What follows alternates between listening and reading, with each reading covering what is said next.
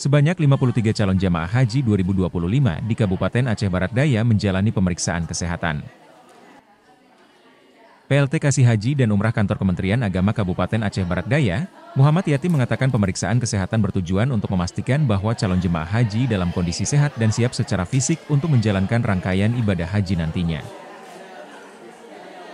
Jika ada calon jamaah haji yang mengalami sakit kronis tidak akan mendapatkan rekomendasi untuk berangkat dan digantikan oleh jamaah cadangan.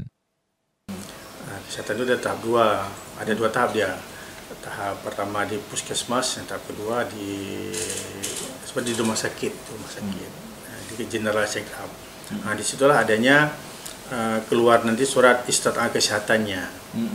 Jadi isti'anah kesehatan ini berpengaruh terhadap berhak melunasi nanti. Kalau tidak lulus tes kesehatan tahap kedua ini, jadi mereka para jemaah haji tidak bisa melunasi.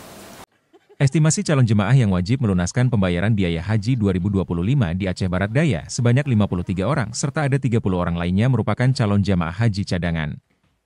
Hingga kini para calon jemaah haji terus melakukan sejumlah administrasi yang dibutuhkan untuk berangkat haji, seperti pembuatan paspor, bukti cek kesehatan dan sebagainya.